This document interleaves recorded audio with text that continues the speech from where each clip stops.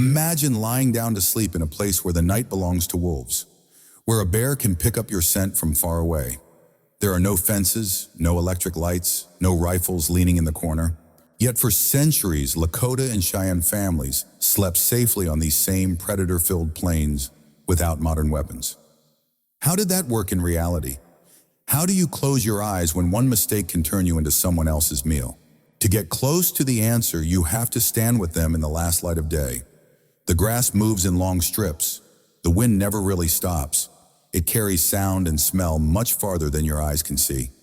And the first rule of staying alive at night is simple: pick the right ground, or the rest of your skills won't matter. A Lakota man crouches beside a faint track in the dirt. The grass leans one way. Droppings haven't dried yet. Paw marks overlap where animals kept passing. This isn't an old path. It was used recently. No one suggests sleeping here. On the Great Plains, animal trails were regular routes: bison, deer, wolves, coyotes, sometimes bears. If you put your camp on one of those lines, you lie down where other creatures already expect to move. So Lakota and Cheyenne groups started each evening by quietly checking the land around them. They looked for packed soil, fresh scat broken stems, and new tracks. This was done every time, not only when someone felt nervous. Water created another problem. Everyone needed it, people and animals. At dawn and dusk, ponds and river bends pulled life in from every direction. So camps were placed so that water could be reached in daylight, but the main sleeping areas stayed away from the busy zones where animals gathered at night. You can imagine a woman kneeling near a patch of flattened grass. She rubs a few crushed stems between her fingers and notices loose fur stuck to them. The wind shifts and brings a faint smell of wolf. No one argues. The group simply shifts the planned camp a little farther away. For them, night safety starts here before a single tipi pole is raised. Once the spot is chosen, the camp doesn't look like a fort, but it acts like one. Not through stone walls, but through layers of small decisions: where people sleep, where dogs lie, where the fire sits, how smoke drifts, and how sound will travel after dark. The teepee sits at the center of this setup. From a distance, it looks like a thin cone of hides. It is not built to stop a charging animal like a stone wall. It is built to handle wind-hold warmth and let people see and hear what happens outside. The poles bend slightly when the wind pushes. The hide cover breaks that wind so it doesn't slam through the camp. The door usually faces away from the main wind, helping smoke leave through the top and making a direct approach a little more awkward for anything coming in. Inside, an inner liner can be used to create a lower area where the air stays warmer and less drafty. Cold air tends to slide down along the outer wall and leave near the bottom, while warmer air sits closer to the center and the fire. The floor is built up with grass brush and hides so people aren't lying directly on the cold ground. Step in at dusk. Someone leans over the small central fire, nudging embers together until they glow brighter. Smoke rises slowly, then angles toward the smoke opening, helped by the push of the wind outside. Children warm their hands for a moment. A dog lies near their feet, half asleep but always listening. Where the fire sits inside the teepee matters. If it is too far to one side, harsh shadows appear, and parts of the interior become hard to see. Placed carefully, it lights faces and hands and leaves fewer dark corners. Outside, that same glow lets people read movement near the camp edge. But fire does something even more important: it changes the smell around camp. Wolves and bears depend heavily on scent. They read how many animals or people have passed, which direction they went, and how recently. When smoke spreads through a camp, it mixes with human scent, with dog scent, with fat and hides. It makes it harder for a predator to know how many people are there and what kind of risk they pose. Sometimes people take a few coals from the main fire and place them in shallow spots near the edge of the sleeping area.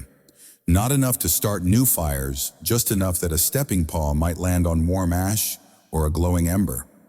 That brief sting and the crunch of disturbed debris can be enough to make an animal pull back and give the camp a warning sound in the process. If you looked at a Lakota or Cheyenne night camp from above, you wouldn't see straight lines of bedrolls. You'd see arcs and circles. Sleeping in a circle changes how threats can move. There isn't a weekend like in a straight line. People on the outside effectively become early warning points just by where they lie down. Everyone faces inward toward the center, toward the fire, toward the cluster of family members. Any change on the edge, a dog standing up, a watcher shifting position, can be noticed more easily. Information moves quickly without needing someone to shout instructions across a scattered layout. Behind many sleepers, there is something solid, a tippy wall, a mound of earth, a fallen log, a dense patch of brush. That is on purpose. If your back is against something you trust, there is one less direction to worry about. You only have to pay attention to what can come from the open side. Around the outer ring, branches and brush are dragged into loose piles. Thorny pieces are woven in where they can be found.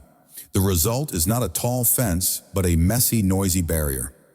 Most predators prefer paths where their paws move quietly. Cracking twigs, scraping bark, and sudden resistance are all signals that this is not an easy route. Dogs extend this system beyond the human senses. On the Great Plains, dogs pulled loads, helped in hunts, kept watch around food stores, and at night became moving alarms.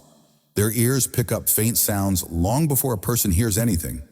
Their noses pull in scent changes you would never notice. A child might fall asleep with a hand in a dog's fur. Deep in the night, the first thing that wakes the child is the way that body under their hand stiffens. The growl comes next, deep and low, pointed towards somewhere outside the firelight. Nothing is visible yet, but the camp is already aware that something has changed. Human sound also plays a role. In many camps, the evening isn't silent. People talk, tell stories, sing softly, laugh clear throats, move around the fire. That ongoing noise tells passing predators that many humans are together here, not one lone weak target. If an animal comes too close, the quality of sound changes fast.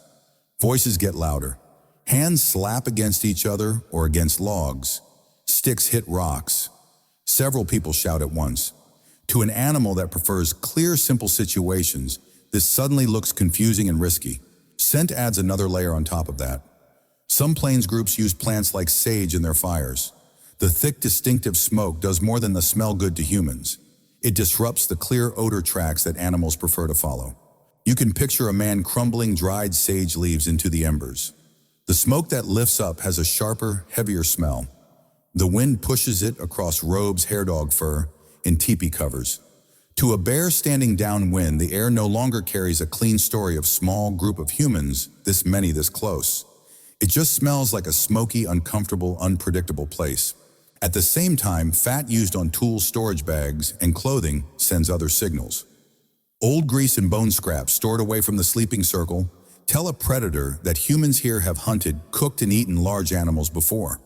They are not harmless. Pulling back, you can see a pattern site, choice camp shape, barriers, fire, smoke dogs, voices, herbs, and fat all connect. None of them alone is perfect. Together, they make the camp a bad option for predators looking for easy food. These systems didn't stay the same through the whole year. They shifted with the seasons. In spring, when bears come out of dens thin and hungry, and when wolves protect their young people, avoid staying close to carcass sites and dens, they move camps sooner and give those areas more space. In summer, where trees and brush grow thicker, sleeping spots may be lifted higher off the ground in some locations to reduce surprise encounters below. In fall, as meat is dried and stored and the smell of food is stronger, camp circles may tighten and storage areas are managed more carefully. In winter, when sound travels farther, people pay close attention to where dogs lie and how many angles they cover. None of this guarantees that nothing bad will ever happen, but it cuts the odds. It turns night into something people can live with, not a constant panic. Now come back to that moment at midnight. You're lying on a floor made of packed grass and hides. The fire has burned down to a steady bed of coals. Warmth sits low in the teepee, held by the liner and by the bodies around you. Outside, the wind pushes along the hide and makes a steady sound. A dog near the door lifts its head for a second, ears turning. It listens, then lies back down.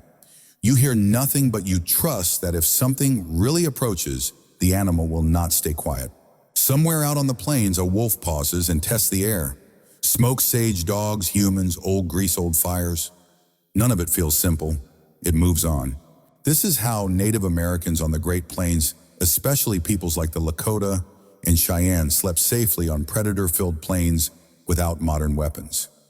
Not because the land was gentle, but because their understanding of it was specific and detailed. They knew where not to camp. They learned how to arrange people dogs and fire so that surprise became rare. They paid attention to wind trails, water, and seasons, and they passed that knowledge to children until it became second nature.